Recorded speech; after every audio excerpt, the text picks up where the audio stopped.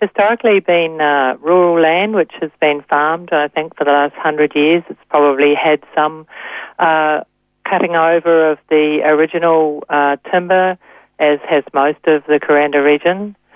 And it has been just peacefully a piece of rural land until we just saw something splashed across the papers a couple of days ago. What's your concern with what is proposed for that parcel of land? Well, our concern has always been that, for EnviroCare, has been that the natural values of that block is that they are feeding a couple of important streams within which we have a critically endangered frog, which occurs only in the Kuranda area, in a very small 3.5 or so square kilometre area. Occurs nowhere else in the world. And so we have grave concerns as to what will happen to the drainage basins of these two creeks and to the populations of the frogs, which represent about 25% of the frogs that are known. What do you know about the project proponent, Ken Lee? Well, really, we don't know anything at all.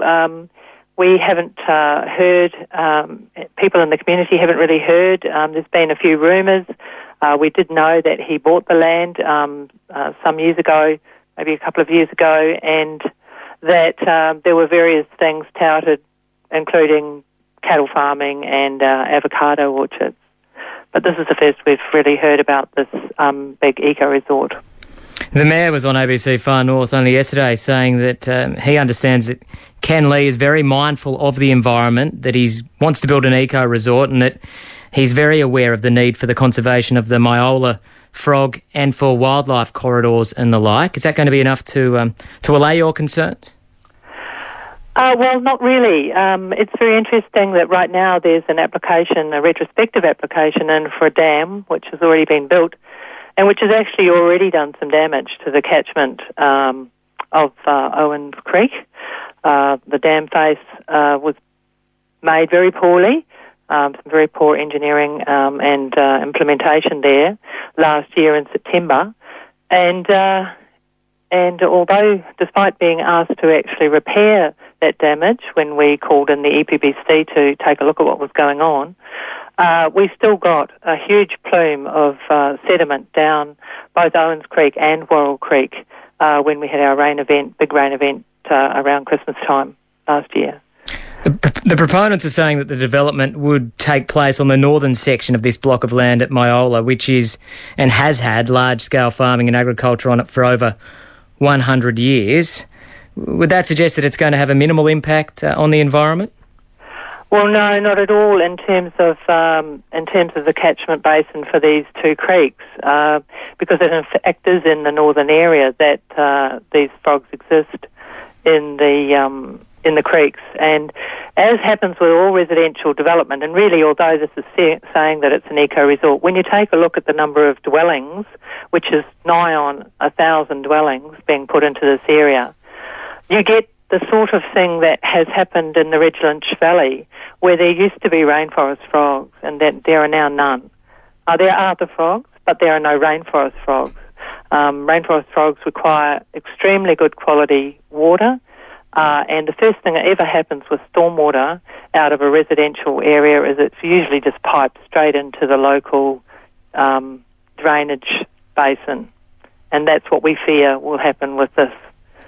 Kathy Redder is from Kuranda EnviroCare. She's with us on ABC Far North. We're discussing a project that's slated for a block of land at Myola near Kuranda, a $650 million eco-resort, a project, Kathy Redder, I would assume many people around Queensland would love to see in their region for the number of jobs it would create and for what it would do for the local economy.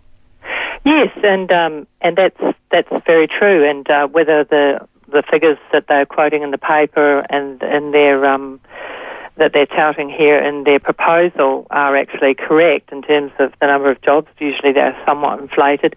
We aren't actually against development per se. We've had good interaction with another local developer, much smaller, much closer to Kuranda here at Fallon Road, where the developer actually came and spoke to us about the natural values and about how the community felt about such developments and what he could do to actually ensure that it was as sensitively done as possible. So with this developer, we've heard nothing.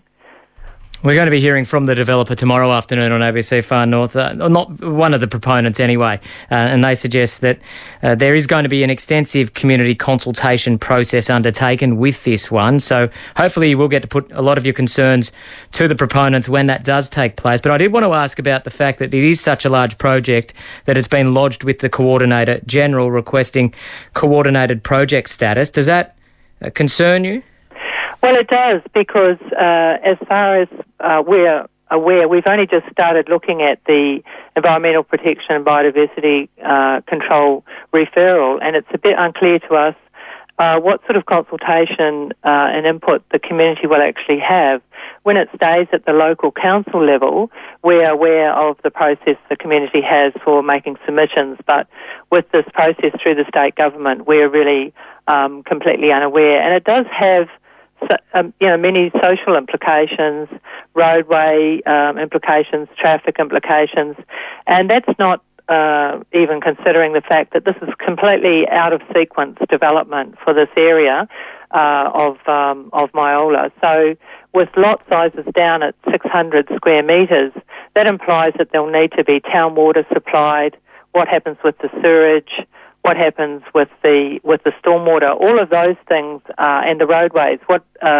All of this is a concern and perhaps a cost on the local ratepayers. And Kathy Redder, how much concern is there in the community? It's quite huge. Facebook's quite a buzz with it at the moment. That seems to be the way that people are getting to find out about things. What has happened in the past, this community has deep concerns and really does appreciate the natural values in this area. We've banded together to fight against the yellow crazy ant infestation over at Russet Park, and you might have heard that we've provided money to research to try and get on top of the way that this ant is behaving in the wet tropics, not waiting for government to do anything. But this community also fought against the Myola development proposal that came up in 2007 through our local council, and under the 2031, FNQ 2031 plan, we fought to keep the Myola development zone out of that plan. So we're rather at a loss as to how this particular development can actually be considered for this area.